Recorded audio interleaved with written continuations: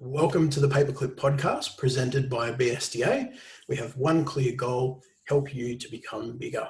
I'm your host, Brett Stone, and this is Season 2, Episode 8. We are flying through this season, and I want to thank the Paperclip Podcast family for tuning in. Whether you're watching or listening, you're appreciated. Thank you very much, and I hope you enjoy today's guest, who is Jeremy Dart from DB Bookbinders, DB Print and Bind, DB Worldwide, you name it. You seem to do it. Jeremy Dart, thank you for joining us. Thank you very much, Brett. It's good to be here. Yeah. So this is actually, this is a rare privilege for a guest. This is your second appearance on the show, which is very unusual. But usually everybody gets one crack at the top. Okay, so is that because I didn't do well last time, or is it Well, it's a privilege. I really appreciate the opportunity because I love the work you do, and it's always great to be able to speak about cool business things. So yeah, absolutely, and I think for our listening audience or watching audience that perhaps might have seen you the first time around, a lot's changed in your world in the 2 years since the last time we had you on the show. So I think it's a good opportunity to hit you with some of these new questions and get a bit more of your story. Yeah, absolutely. I look forward to it. So we might start from the beginning. So what was your very first job? Okay. My very first job was I was working at a milk bar around the corner from home. I went up there and was paying $20 a week to clean all the glass displays and the floor and stack the shelves. That was my. I don't know what it was. I don't think it actually had a title, but that was what I first did. $20 a week. It was amazing. Great bargain. I think they got from me. But anyway, Director of displays. Well, yeah. So I had to use a lot of Windex. There was a lot of Windex. I always wondered when I was cleaning it. You have those. The old milk bars. They have the hot display, and you have the chips and the dim sims. And I'd be cleaning them while the chips and dim sims were in there. I always thought, I'm not sure I'd like to have eaten those Windex covered dim sims, but good times. Although if we believe what some of us have seen in the movie Big Fat Greek Wedding, apparently Windex fixes everything. So cleans everything. So yeah, it probably would actually enhance the flavour. It's probably got a bit of MSG or something in it. So, yeah. That's right. You probably enhanced the flavour and single-handedly created the cure for cancer without knowing it. Ahead of my time. What can I say? And was there something that you think you learnt from that job that, or that experience that you've carried through with you till now?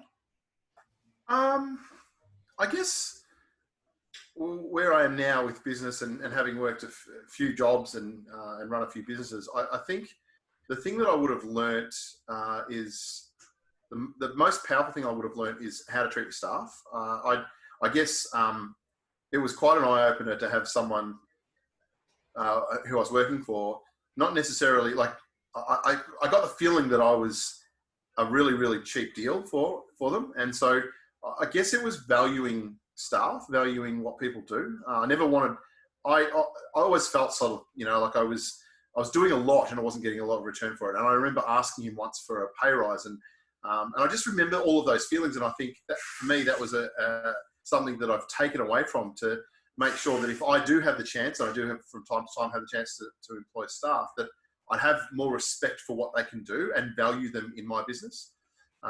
So that would be the biggest takeaway from that. That's a good lesson for sure.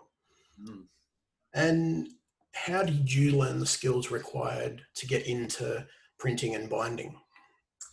So I guess I've grown up around it. My father was a printer by trade, a letterpress printer, old school letterpress printing. Before I was born, he did an apprenticeship a long time before I was born, before he met Mum, and he continued on that. And then he bought a bookbinding, bookbinding firm, and so I kind of grew up around it. The business that we run now is a very niche hand bindery, and also we've got some printing on the side. So I guess that's where I learnt the passion for it. I don't know that I was necessarily trained, although I have done an adult apprenticeship. I don't know that I was necessarily trained. I had more training in other areas, business-wise. And so when the opportunity came for Dad is close to retirement and he had other stuff running. So when it was close to, when I'd done a few other things, I realized I wanted to work for myself. So the business experience that I had in other places helped me to run this business. The skill came from seeing what Dad had done. And then once being here, realized that I could actually, I needed to have some skill and to understand how it worked. So yeah, I think that's the best possible answer. Okay. And considering that you mentioned there, that you've had a few different jobs and had, some different businesses over the years, you've obviously got experience with, working with others versus kind of working on your own or having your own business now. What are some of the big differences between working with others versus kind of going it alone? Look, I'm not a fan of working by myself. I have to say, I find that that's probably the biggest challenge that I have at the moment. And my my blue sky goal would be to have a team of people to work with, or to work to have work for me. But the biggest difference is, I mean, it has its good and bads. The biggest benefit is you can bounce ideas off each other. You can work together and work collaboratively, which is really, really fun. And it gives you a sense of, well, it certainly gave me a sense of accomplishment and success and achievement. The downside of working for yourself, like I'm an extrovert type of person, so I like to be around people. I get energy from working with people. So the downside of working with people, though, is sometimes they have different ideas. And so it's managing that process. And certainly working underneath someone or working for someone in a team can be challenging, because there can be some competition, which is good, but sometimes it can be bad. There's politics. And so there really are, a lot of good and bad in both. I found myself to be here because I wanted to control more of what I was doing, not necessarily working in a team or working alone. It was more about running a business and applying the skills I've learned. So, yeah. Terrific. And what made you want to work for yourself? So that's an interesting conversation. It's probably pretty straightforward, but for me, I worked with a large number of companies. I went to university and completed a degree in applied science and hospitality studies. I was really keen on being a chef or being a hotel manager or working in hospitality. I loved cooking and I loved working with my hands in that way. And it was a really great experience going to university. And then I naturally went into working in kitchens and running kitchens and doing a little bit of catering and all that sort of thing, and really enjoyed that. And then I went from there. I worked for a contract caterer who was a multinational organisation, and so I would be running a very large kitchen with a number of staff. And from there, I went into sales in the same organisation, or business development. And what I found when I started to get to those levels, where those higher levels, I guess, the positions that have a little bit more authority, a little bit more management and more responsibility, I started to find that I had some really, I thought they were good ideas, some great ideas, some insights, and I would take them to the management above me, and I find that they would be a little bit resistant and to those ideas, not necessarily because they were not proven or not sound, but just because it wasn't part of their package, what they wanted to do. They just didn't want to do it. And so I found that to be challenging at a multinational sort of organisation. I moved on to other organisations that were smaller, locally owned, but still national. And I found the same thing. And it was actually probably worse, because there weren't as many levels of management. So you're working with the owner, and say for the owner, say for example, I worked for in packaging, food packaging, and at the time before the environmental change that happened in Australia, paper cups, disposal cups, were a very, very big thing, and we had lots of ideas of what we could do. And I presented a few ideas, and they just fell on deaf ears. And it was frustrating because I could see the opportunities in those marketplaces at the time, but I couldn't make them happen.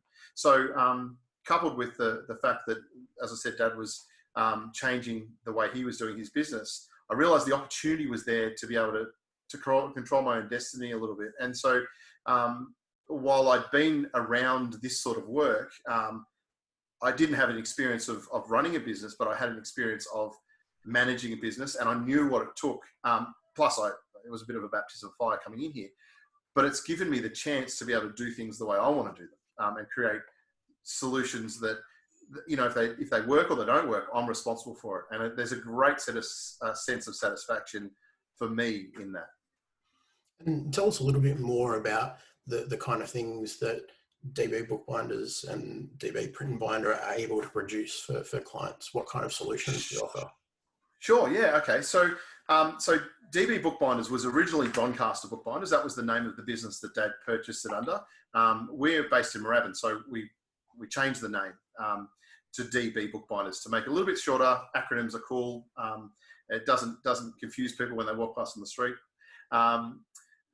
What we've always done is we've done hardcover binding, hard case binding. You see some books behind me here that are, all of them are hard covers. So I guess traditionally the business has done a lot of thesis binding.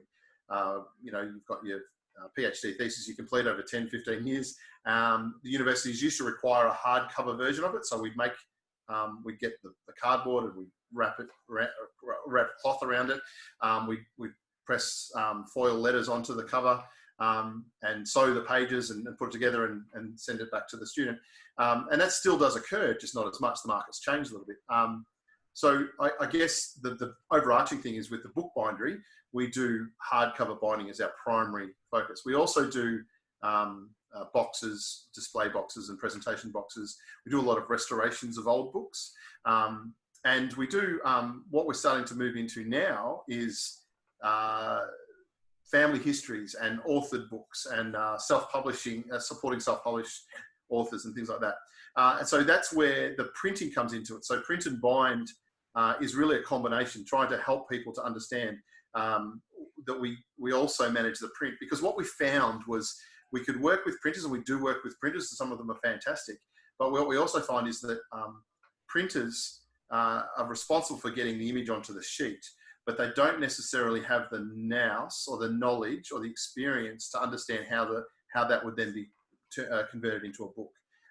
Things like grain direction of paper and particular types of paper that have coating will vary the way that the book needs to be bound. It's not a standard, print it on page, wrap a cover, and and there's your book. We need to understand some of the techniques and some of the physics behind putting a book together, how it will open better, how it will sit better, what its purpose for, how it's going to be used. Is it going to be a wet environment, dry environment, used a lot, not very much, those sorts of things. So by adding the printing to it, we do a little bit of printing here. We've outsourced some of our printing, and we're just about to expand to do a lot more in-house. It allows us to be able to control those books in a much more end of pipe or beginning of pipe solution, I should say. So we're able to control it from beginning to end, and we understand what we need to ask at the beginning to make sure at the end we've got the product that's required by that client for whatever purpose it is. As obviously we do a lot of book printing. We also dabble in the areas of some signage and business cards and other bits and pieces that come along with that printing area. But I'd have to say that majority of our work is really coming from that book bindery perspective. There's not a lot of book binders around anymore.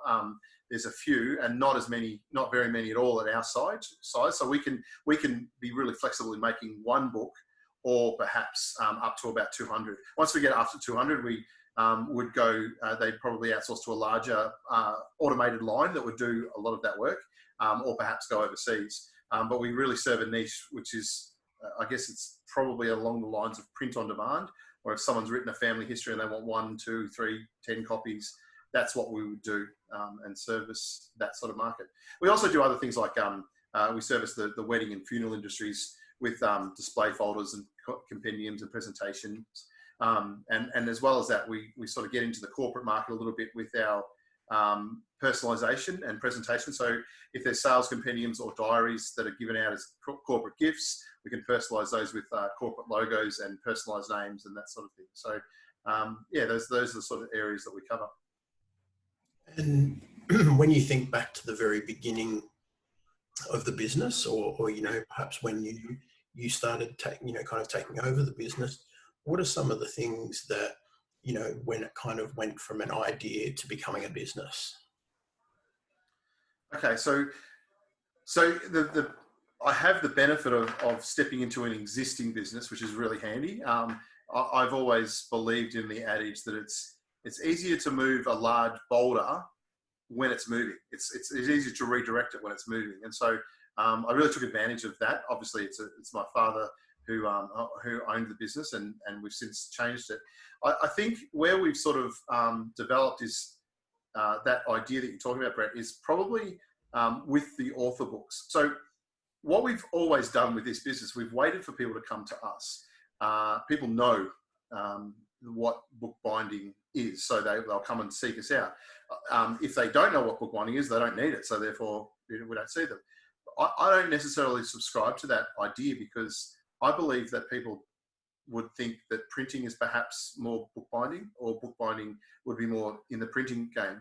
So it's up to us to go out and seek that. So where I guess I'm going is when we see that people would come to us with one thesis or one family history to produce.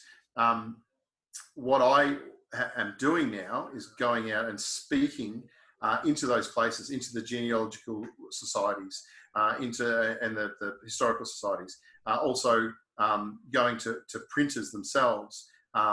If they do some printing, do they know that they can get hardcover binding? Because they can do perfect binding, which is a paperback book, and all the printers do those. But do they know that they can get hardcover binding for 1 or 2 copies? And it's not overly expensive. It's more expensive, but it's not out of the ballpark. The other thing, as I was saying, with authors' books, the key is to help authors to understand they don't have to go to the mass market, overseas, website-based sort of operations, because we're here. We have the paper stocks to choose from. We have the covers, the options of covers to be able to choose from. A lot of people aren't thinking about a book from beginning to end. They're just thinking about a book. So when they realize there's so many options, and what I realized from that is that we have a really powerful way of communicating something different that people didn't realize. So I guess I'm not sure that's really specific as you're asking, but it's certainly for us is being able to understand the difference between waiting for people to come here for whatever book they want, to start to talk about it outside, and really start to promote the concept of books. Because you'd be surprised how many people actually use books and how many people love books. Even though that bookbinding is a dying trade, the phenomenal amount of books. Dymocks just last week said that their sales are up by 300%. So books are certainly here to stay. So I guess that's the best answer that I would suggest is taking the business out so people can find it. Yeah, absolutely. And I do think you kind of highlighted the importance for doing that as well right at the end there by saying that bookbinding is considered a bit of a lost trade, and so for that reason, if you're going to continue to survive, or the business is going to continue to survive and grow and really take advantage of things like Dymocks ever expanding opportunities, they obviously need people like you to exist so that those books can be produced, to be sold in their stores. Absolutely. Look, I think touching on the scenarios that are going on globally and certainly locally here now, I think the future of a lot of industry is very much local, and I think there was always a natural gravitation back towards that. Recently, we've seen that in our industry, and I think that's becoming even more so. So yeah, it's a great way to be able to I believe that this industry is going to continue. So yeah, it's a great thing to be involved in. And what excites you the most about DB Bookbinders? Well, just that. I think the coming back to the old ways. I'm sure we spoke about this 2 years ago, Brett, because it's almost a deja vu moment. But people coming back to appreciate books. I have a phrase that I use all the time. Reading a book is a multi-sensory experience, and I think I'm excited about being at that precipice where, while everyone thinks that the industry is dead or dying, we're actually seeing a spark of life and a spark of opportunity. Just in the last week, the people I've spoken to about writing a book, binding a book, creating books, whatever it is, it's exciting to see that there's life. And I love the idea that I can say to somebody who's already in the process of, maybe it's an author or a book coach or something like that, that might be already working with authors, and they're producing books, and I can say, look, I can do that. We're local, and to see the response of people. Look, I could go on about this forever, Brett. The response of customers, whether it's a book coach, a person who's restoring a book, someone who's writing a family history, to see their response once we've created a solution, which they may not have thought was even available, it's pretty cool. It's very cool. And we all three of us get a real huge sense of satisfaction in seeing people's response, and knowing when you've done a fantastic job of a book, or you've a fantastic restoration, or you've finished a book. We've just finished a whole heap of journals today for a large company. They just look good, and I know that when they see them, they're going to be really happy with what they've done as well. That really gets me excited. Yeah. That's awesome. And thinking about the opposite, so, over the years, when you're in business, there's often challenges that we all face, whether it's in the beginning or in the middle or at the end, and that can be things like, trouble with relationships or friendships, losing sleep, finance problems, all those kind of things. We all seem to share them at different levels and different times. What were some of them, or one of the kind of personal challenges that you faced that you're happy to have a bit of a talk about and share your experience? Yeah, that's a really, really easy question to answer and a hard question at the same time. I guess from a business perspective, but it's also personal, is I would say that the biggest challenge that I've had to face is cash flow. And the cash flow challenge is about my desire to make this business be self-sustaining and fully supported and growing and developing. But it's also the fear of failure. That's been the real challenge, because if it doesn't work, what happens? I'm no longer under the auspices of another organization and working for them. This is my thing. I've created this, and while at the beginning I was working with Dad, now I'm working above him. He works for me, and so it's no longer a case of, hey Dad, it's not work, so what are we going to do? It's kind of like, well, it's not work, Jeremy, so what are you going to do? And that's been a real challenge. That's been a really big challenge. But there's a fear of failure, but also there's a fear that it's not necessarily a real fear. It's a perceived fear.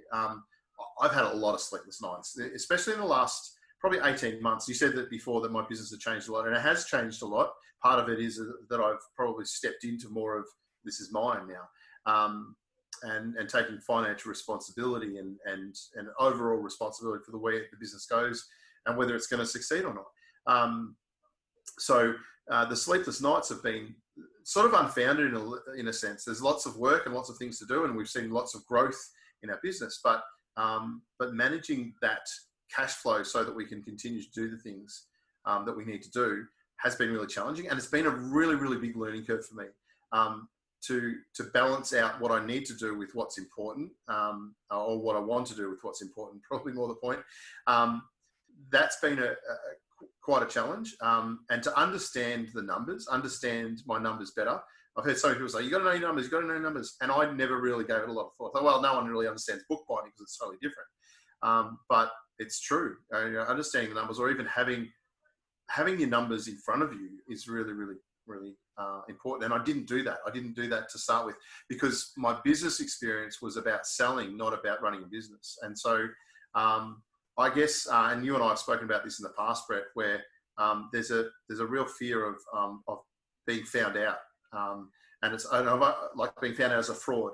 And so, because I haven't had the experience, and then thinking, oh, maybe I don't know what I'm doing, even when I was doing the adult apprenticeship, am I a good bookbinder? Do I know what I'm doing? It's taken me a long time to get to a point where I go, you know what, I'm capable of what I'm doing, and I'm proud of what I do. And, you know, because I've seen the customers being proud, but then what if they know? What if they know that I haven't been a bookbinder for 100 years or, you know, so those have been really, really big challenges. And all of that really comes down to mental.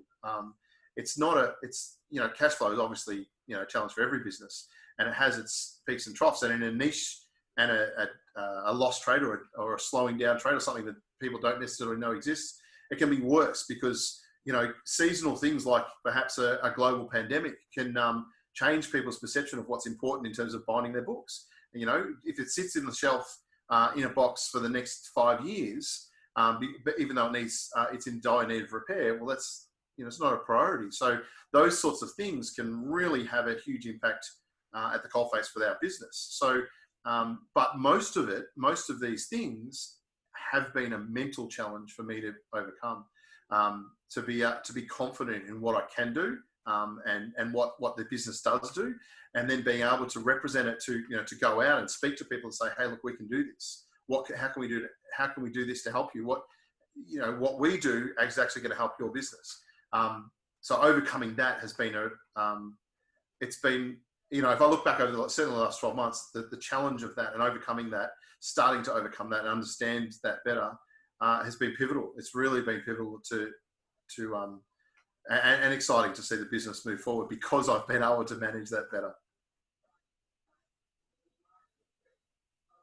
There's definitely a couple of examples there that stand out for me. So one is knowing your numbers is the exact advice that Dan from New Ray Home gave us in yesterday's episode. So it's interesting to hear you echo that, you know, those sentiments. And the other thing that I think that without using the term that people don't often know what the term is for what you were describing, you know, about feeling like you're going to be found out as a fraud. But, you know, the term I think we're talking about here is definitely imposter syndrome. Yes. Yep. You know, that despite doing all the courses, despite having all the experience, despite knowing, you know, looking around you and seeing the positive or the great results that you've got for people, or the great work you've done for people, despite all of those things that tell you are good at what you do, somehow you've got that doubt that creeps in, that little bit of imposter syndrome where you go, am I really good enough for this? Do I know enough to do it? Should I be quoting a job this big, or should I be taking on something this challenging? And there's always something as a business owner. I think that just comes with the territory. You know, it's a big part of, I guess, and it's probably a good reflection of people that start businesses with the right intentions of creating something amazing or helping, you know, to create something amazing for somebody else, and having those best intentions to do their best. I think that goes hand in hand with that constant fear of, is this good enough, or am I good enough? Yeah. And you know, it's been really, the thing that's got me through this, I don't know whether this helps any of the watchers or the listeners, but for me, the turning point for that, with that imposter syndrome, apart from speaking to you about it and realizing I'm not the only one, was when I reflected over all of the career or the jobs that I've had in different perspectives, I felt the same. So that says to me that it's actually not what I'm doing now. It might have been what I was doing 15 years ago. It's unlikely, but it's possible that was the case. But what it does tell me now is that I felt this all along, and I've been doing different jobs. So hang on a sec. That's me. That's not reality. So being able to push that aside, and it always comes back. You know, I take on something that's bigger than I should, or you know, whatever. There's a job that just outside the parameters. You know, it always creeps in, but reminding myself that every time I'm in a position of sort of more responsibility, I feel like that doesn't necessarily mean that I'm not capable. It means that I'm stepping out of my comfort zone. So it's a good way to remind myself. It's like that, you know, the movie Inception with what do they call it? The little I can't remember. Is it a token or a word he used? I can't remember what it was. But anyway, that little spinning top, because he could tell what was real. It's the same kind of concept for me. So hang on. Yeah, you know. So anyway, I just thought of that then. So that's it's been really really good to be able to recognize that and put it for it and identify it for what it is and acknowledge it. Yeah. Absolutely. And on that point, how important is it for you to be around other business owners? Oh, I tell you, 2 years ago, I was thinking, I never said to you that numbers were important 2 years ago. I know that because I've only learned that very, very recently. But also, I probably would have mentioned networking. I love networking because I'm an extrovert. But I tell you now, I have been involved in a number of different networking groups. And the more I'm involved, the more I realise that the ability to rub shoulders with people that are either doing the same sort of thing or doing something slightly different and have a different take on it has been phenomenal. It's been really, it's been such a worthwhile experience to have people that are in a completely different field, a completely different industry, but be able to take little snippets and tidbits from what they've said or what they share and see how it applies to my business. A case in point is, I hope you have Dennis on this podcast soon, but his ability to understand systems is even now it's still revolutionizing what I'm doing. We don't have the systems that he would have. We don't have that, whether it's a marketing system or an operational system. And I aspire to be like someone like Dennis because his ability to understand that system and just continue to work it and be consistent.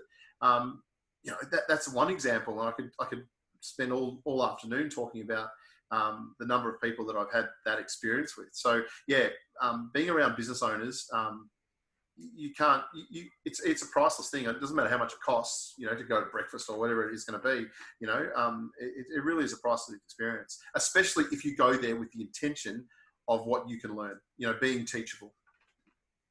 Absolutely. And I would, I'd like to use this platform to remind Dennis again that I will be coming for him and he will be a guest on this show.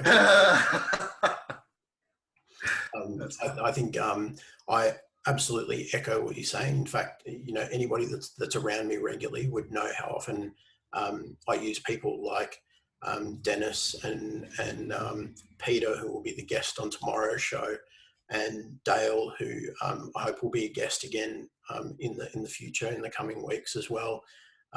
Those guys I really look at, but Dennis probably the most, because I think he's done it. He's gone from being a one-man band, driving the van and doing all the jobs himself, to now 10 years or more later, having a team of vans, having systems like you talk about, understanding, he can stand up in our networking meeting and say, this week I know that I've gotten this amount of work from this particular type of marketing and this is what it means for my business, and he can do that any day of the week. And I think Dennis is a great example, like you said, of people that just have their systems in place, and he knows that it doesn't matter what happens, he knows what's going on in his business. And I think that's, for any business owner, that's one of the most important things.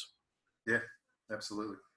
And knowing everything that you know now and everything that you've kind of experienced with DB, if you had to do it all again, what would you do differently? I think I would, I think the biggest thing I do is understand the processes better, so understand the numbers, understand the systems, the amount of time that I could have saved, the amount of stress I could have avoided by having a system in walking in. And, if I had the chance to do this again, I would want to lay it out and put a system in place and make sure those systems are robust. It's just, in every aspect of it. That's what it's like I said before, it's easy to move a boulder that's already rolling. But it's a lot hard to change the direction, it's a lot hard to literally take in the other direction.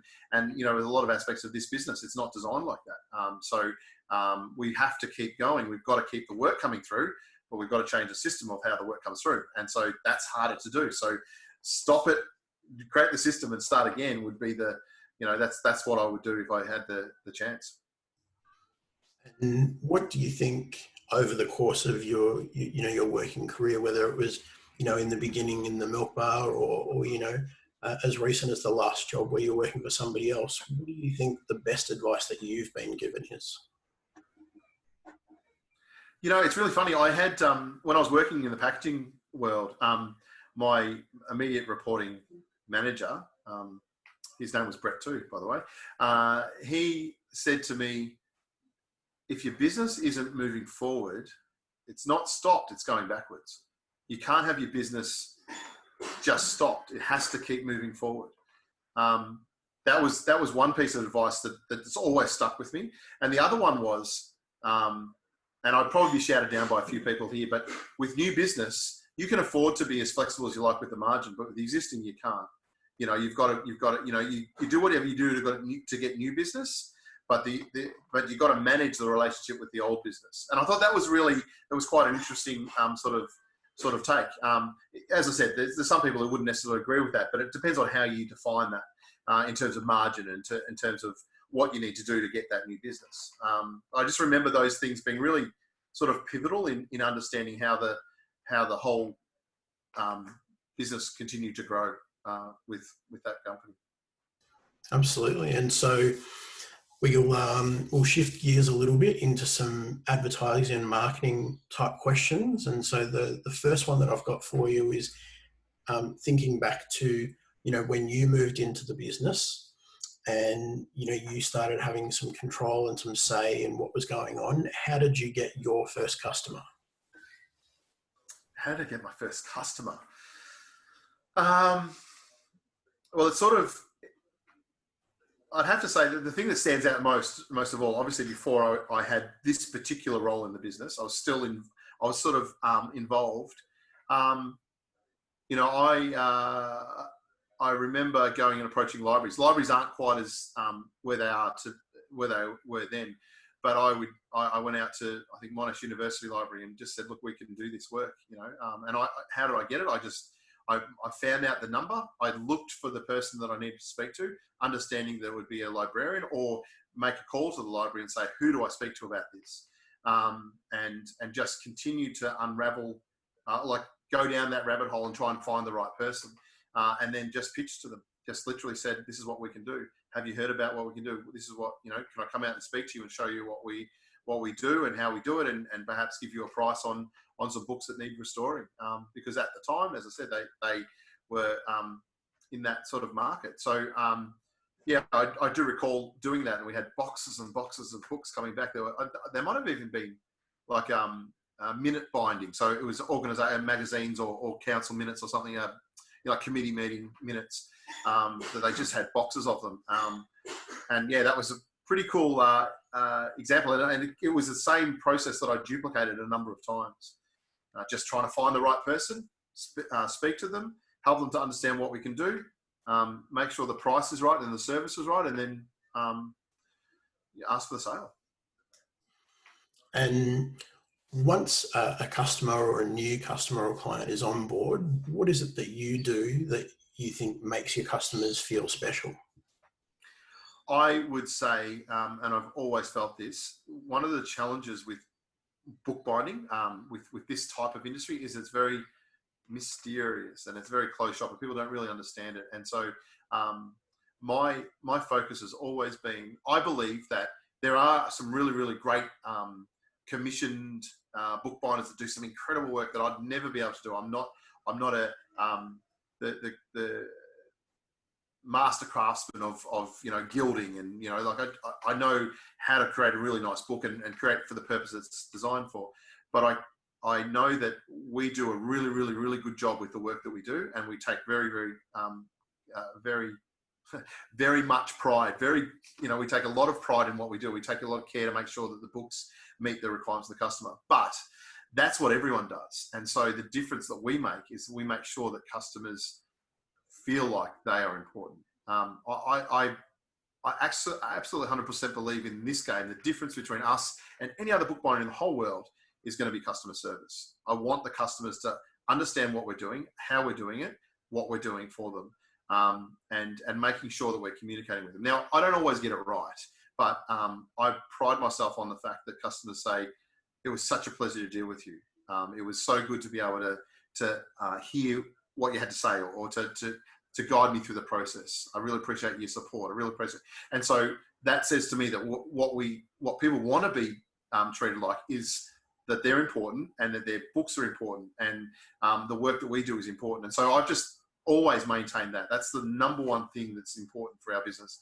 And I believe that, apart from the fact that we almost don't exist compared to, there's not many competitors, it's really, really important. It's the point of difference. If you were to find any other bookbinder in the world, our customer service is crucial to how we operate. Absolutely. I couldn't agree more. And when you think about the marketing or the advertising that you've done for the business, what's something that you put a lot of faith in or put a lot of money into and you thought, this is going to be fantastic, and it just bombed? There's a couple of examples that I can think of. One of them was, and this was a while ago now, it was Yellow Pages. Now, this is before Yellow Pages was not a thing. We spent, I don't even like to think about how much we spent. We spent so much money on making an ad this big. It was like, it was so small, but it was full color. It was a full color ad, and those things were, if you recall, they were worth, a small sheep station, I think. It was just phenomenal. And we had that going for years. Now, we would get some people. At the time, we were like, okay, so these people are going to, they're the older generation, so they're going to come and get books restored. They're going to, it didn't work. Like we even now we get people saying that they found us in the Yellow Pages, which doesn't even exist. So that says to me that there was not even a thing. So that marketing was, it was because everyone else did it. One of our competitors was doing it, and so we wanted to up that competitor, and so throwing money away without really understanding what we were doing. So there was that. The other thing that didn't work, there was a couple of them that I was thinking of. There was another one that we did. We decided to write an editorial in a magazine. It was a local magazine just around this area, and I was convinced it was going to just, once again, it was misguided because there was nothing behind it. There was no substance. It was just like, put it out there, and it's like saying, well, if you open the front door here, people will come. Yeah, no, doesn't work. So that would be, those two were probably the most pivotal. There's obviously been other things that we try, and I'll never shy away from trying it, but now I'm a little bit smarter with how I want to spend the money, cash flow. That's right. And you want to be able to measure those things and see what the results of them are. Yes, of course. Yeah. And we weren't doing that. Yellow Pages or Census were at one point giving us information about the numbers, and they changed the phone number. They put a different phone. I saw someone else knows more about what they do than I, but they give you a different number, and then they track it and say, these people called, and we're like, well, we didn't get any sales. So, but it wasn't really tracked or measured, and we that wasn't our intention or our understanding of what we had to do at the time. What I had to do. I can't really blame anyone else. And what about the opposite? So, something that perhaps you didn't put a lot of faith in, or you thought, this just isn't going to work, and, it just set the place on fire.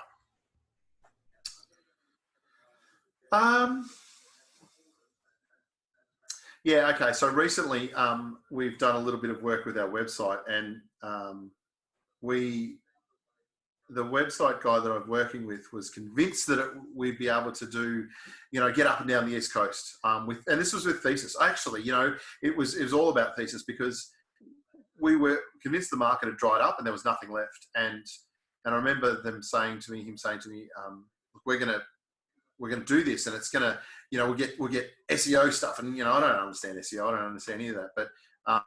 But I gave him the ability to go and do it. So we created a model, and suddenly these orders are coming from universities we'd never, ever, ever in the 20 years we've been operating, never dealt with. And not only were they coming, but they were coming in really large quantities. We put our prices up a little bit to accommodate changes in the marketplace. And we were getting orders. People weren't contacting us. They weren't speaking to us. They weren't asking any questions. They were sending an order. And at the end of that order, they were putting their credit card details in and paying for it. And it was just, and it didn't happen just once. It was, phenomenal. So I don't even know. I can't even tell you what exactly happened, but it did happen, So putting faith in people who do know some things about some things that I don't. I've tried to develop my website before, and oh man, made a mess. But it worked in that particular aspect. Yeah.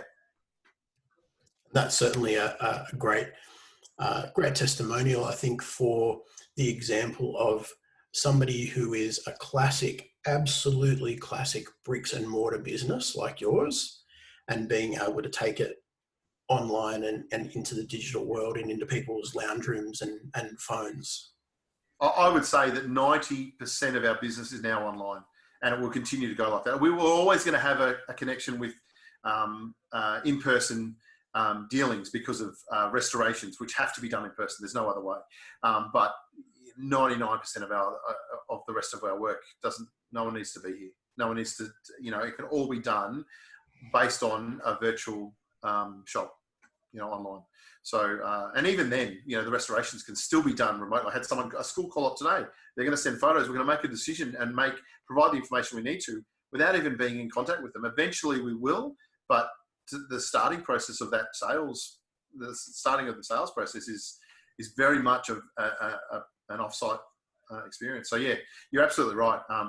There's no other way. I can't move this business at the drop of a hat. I can't work from home, but I can manage all of my customer relations without anyone ever being here. Yeah, and especially at the moment, that's a positive position to be in. Yes, very much so. And what do you think the most valuable free tool that you've used, either to promote the business or create for the business, has been? Look, I can't go past one tool that I was given. It's just an Excel spreadsheet. And you know what I'm going to say, Brett.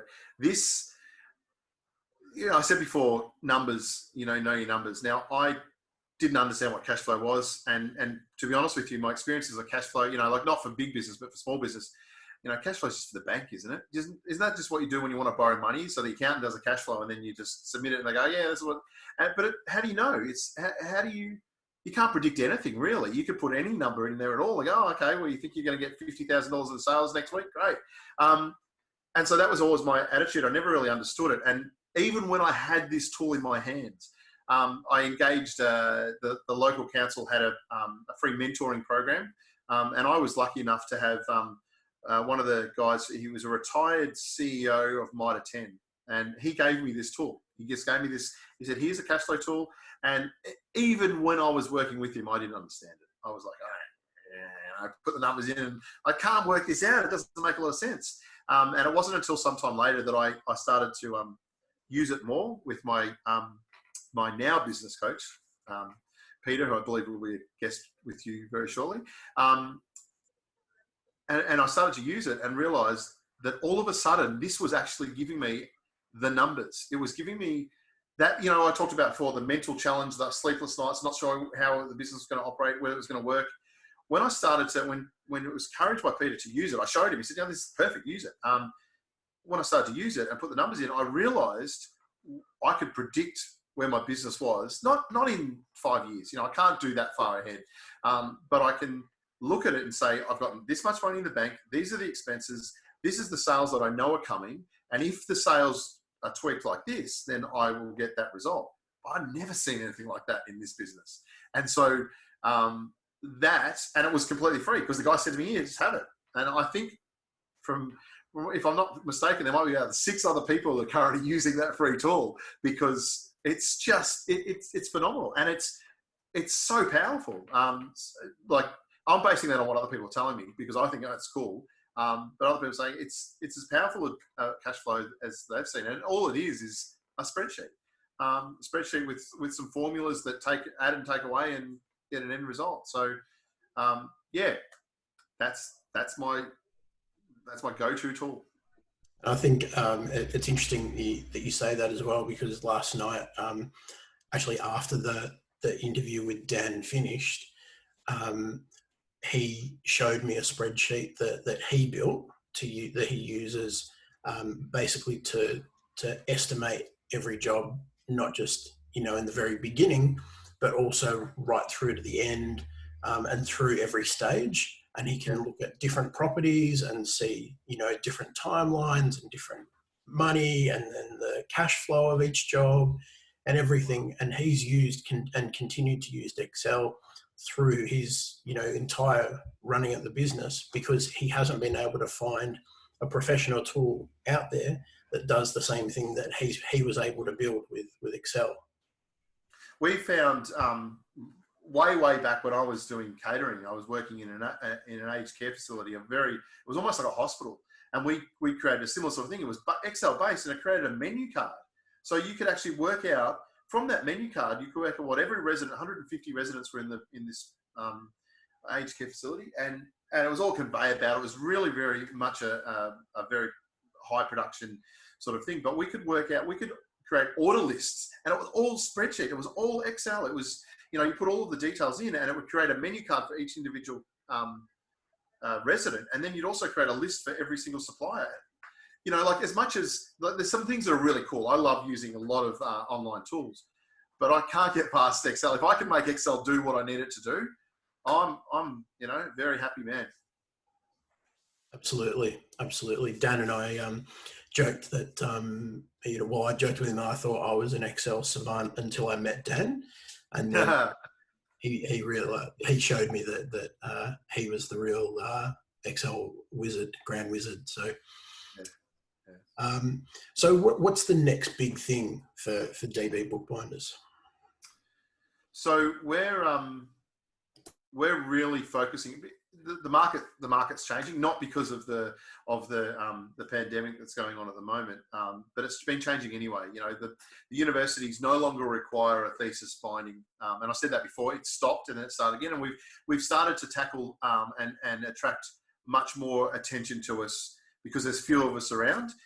So we're still getting orders for thesis, but they're nowhere near as big as what they were. And ever since we realised that the universities was now saying you're no longer required to have a hardbound thesis submitted for graduation. Once that changed, it changed our business forever. So I've been looking for some time for a solution to that. What is the baseline product?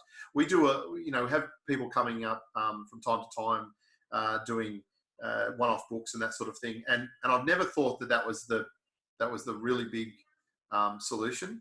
But we have a couple of major projects that we're working on. But the one specific one, the next big thing, which you know about, Brett, is that we want to create an opportunity where, just like a thesis student would be able to order a thesis without really, they can find as much information as they need to on the website, but they can make the decision about personalizing and customizing their thesis. We want to do that same thing for any book. So if you have a book if you want to make a journal, just a journal that you would write in, you can choose the covering, the paper, whether it's got lines, dots, bullet points, whatever, or just blank. You can choose the number of pages. You can choose if it's going to be personalized, all of those sorts of things. If you have written a book, you can do the same thing. You can select all of those things. You can upload a file, and you will be able to create it exactly the same way as we do a thesis. I think that's going to revolutionize the marketplace, because I don't believe there's anywhere else. As we know, KKK has gone into voluntary administration, I think. A lot of the retail outlets are really suffering, and we're seeing more and more go online. And in these days, with people not physically being able to visit us and make selections, they've got to be able to make those choices. And I think as we move forward, that also allows us to reach anywhere around Australia, or in fact the world, where people want to make a book and they want to select those things and make it just the way they want. That's the next big thing for us, is to be able to meet those needs in a really, really powerful way, but a really simple way at the same time. And there's lots of other offshoots of that. As I said, we're talking to a lot of book coaches and authors, and I really do believe that DB needs to speak for the books. And so there's a lot of ideas that I've got that I want to try and continue to do that. But that's the main one, with the build a book, build a journal, build a something. I'm not sure what it's going to be called yet, but that's the plan. No, that's definitely exciting. And what's the best advice that you can give the Paperclip podcast listeners? I think we've covered some of those points, and I can't go past them. Numbers, systems, networking are probably the three things that I would say. If you haven't got a networking buddy, get one. You need to be around businesses that can support you and that have your best interest. Now, as you can see at the back, I'm part of BNI, and BNI is really, real powerful, as you know, Brett. I found that to be the best way to engage other businesses and network with other businesses in a way that's ongoing and long term. I like to separate business and social, or business and personal. But the reality is that business, BNI for me, is like a family, but it's like a family business, family business. It's about working with those people that have got your best interests at heart, because if you know anything about BNI, givers gain. If I give business to the members of my chapter, they'll want to give business to me. So you're working about reciprocating, paying it forward, all of those sorts of things. So that's really, really powerful, is having networking. The other thing was know your numbers. You've got to understand your numbers. It's just so crucial. I wish I had known that earlier. And the third one is really about, it's doing what you love. Doing what you love. Sorry? Systems. Systems, yes. Sorry. Systems is kind of like the numbers as well, but systems is really, really crucial to making sure your business is efficient. And that overall, it does come down to making sure what you do is something that you love. If you don't do it, I always tell my kids, find a job you love and you never work a day in your life. So there's actually 4 things. Sorry, there's 4. That's good. They're all great advice. So for everybody that's watching or listening, if you'd like to learn more about what DB Bookbinders do, you can check them out at dbbookbinders.com.au.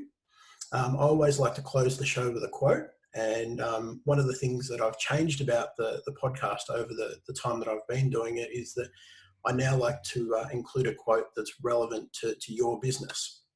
So the one that I have today for you, Jeremy, comes from Erasmus. And the quote is, "When I have a little money, I buy books. And if I have any left, I buy food and clothes." I'm loving that. That's awesome. Yeah. I'm going to put that on my front door. Yep, that's a great one. I'll send that to you. Yeah, no, appreciate that. That's awesome. You've been listening or watching the Paperclip Podcast presented by BSDA. We have one clear goal: help you to become bigger. If you would like to learn more about growing your business, head to bsda.com.au. Jeremy, thanks very much for being a guest today. Thank you very much, Brett. Appreciate it. Thank you everyone for listening.